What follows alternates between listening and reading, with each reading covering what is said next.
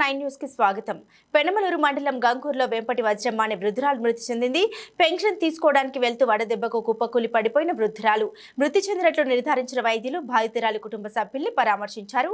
తెలుగుదేశం నేత బొడి ప్రసాద్ ఆ వెంటనే అక్కడకు వచ్చి శవ రాజకీయాలు మొదలుపెట్టిన జోగి రమేష్ బాధితురాలి మృతదేహంతో చంద్రబాబు నివాసానికి వెళ్తామని కుటుంబ సభ్యులపై జోగి రమేష్ ఒత్తిడి. చైన్పూర్ బాధలో ఉంటే ఈ చిల్లర రాజకీయాలేంటి అంటూ జోగి రమేష్ పై బంధువులు స్థానికుల ఆగ్రహం. ఓట్ల రాజకీయాల కోసం వచ్చిన జోగి రమేష్ అక్కడి నుండి వెళ్లిపోవాలంటూ బాధితురాలి బంధువుల ఆగ్రహం. ఇంటి మనిషి చనిపోయిన బాధలో ఉంటే రాజకీయం చేయడానికి వచ్చారా అంటూ మంత్రి జోగి రమేష్ పై బంధువుల స్థానికుల అసహనం. మంత్రి జోగి రమేష్ ఎవరి రాజకీయాలు చేస్తున్నాడని బాధితురాలి బంధువులు మండిపాటు.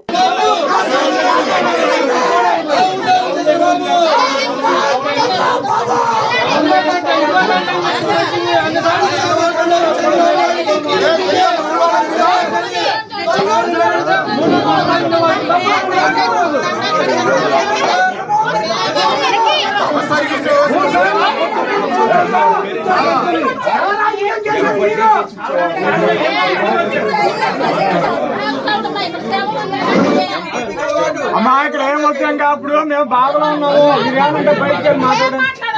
ఇక్కడ మేము ఇప్పుడు బాధలో ఉన్నాము. ఏమంటే బయట మాట్లాడండి.